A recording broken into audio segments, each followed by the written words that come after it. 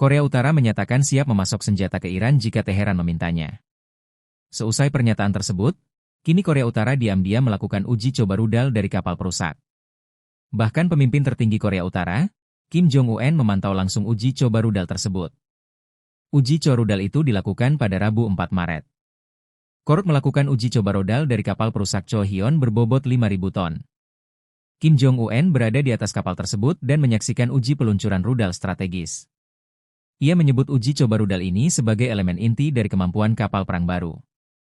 Kim Jong-un menggambarkannya sebagai simbol pertahanan laut Korea Utara.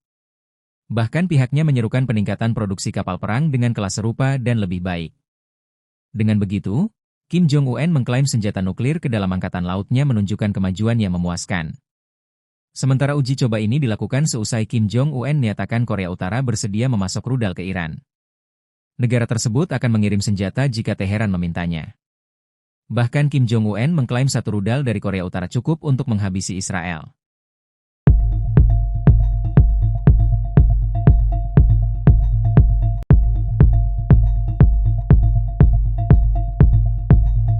Menteri Luar Negeri Iran Abbas Araghchi menuduh Amerika Serikat, AS, melakukan kekejaman karena menenggelamkan kapal Angkatan Laut Iran. Araghchi memperingatkan bahwa Pentagon akan menyesali perbuatan tersebut. Dalam keterangan resmi di X pada Kamis, 5 Maret 2026, Araghchi mengatakan bahwa kapal fregat Dena membawa 130 pelaut Iran. Mereka baru saja mengikuti latihan Angkatan Laut Multinasional Milan 2026 serta parade armada yang digelar di India. Namun, kapal Iran diserang oleh AS ketika perjalanan pulang melintasi perairan internasional, tepatnya di lepas pantai Sri Lanka. Serangan itu mengakibatkan 87 pelaut tewas, 32 orang lainnya berhasil diselamatkan, dan sisanya masih hilang. Korban selamat kemudian dievakuasi ke Rumah Sakit Gale, Sri Lanka. Iran memastikan bahwa AS akan menyesal karena telah menenggelamkan kapal perangnya. Sementara itu, Menteri Pertahanan AS Pete Hegseth dengan bangga mengumumkan keberhasilan pasukannya. Menurutnya, ini merupakan kali pertama bagi Pentagon menenggelamkan kapal perang musuh menggunakan torpedo sejak Perang Dunia Kedua.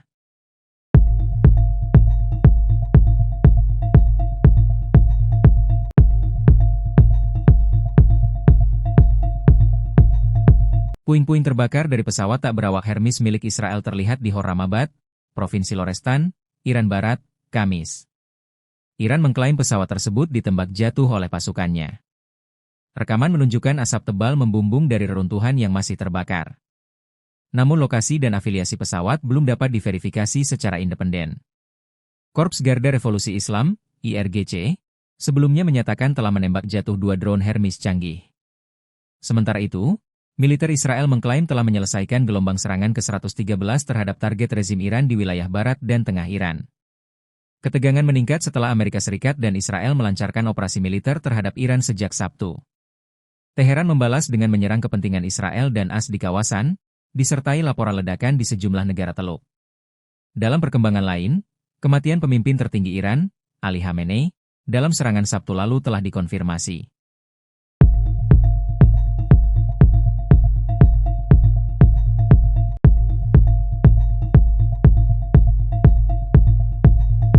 Perdana Menteri Israel Benyamin Netanyahu dilaporkan mulai khawatir terhadap sikap pemerintahan Presiden AS Donald Trump di tengah konflik dengan Iran.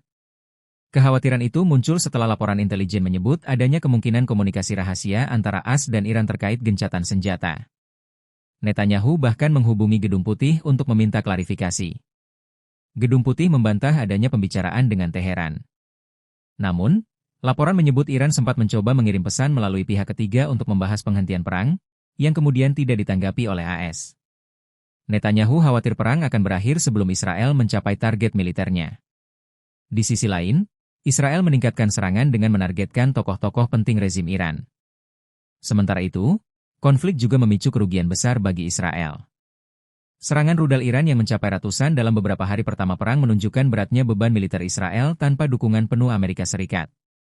Analis menilai keresahan Netanyahu bukan hanya soal strategi perang, tetapi juga kemungkinan AS mencari jalan diplomasi dengan Iran yang dapat melemahkan posisi Israel di medan konflik.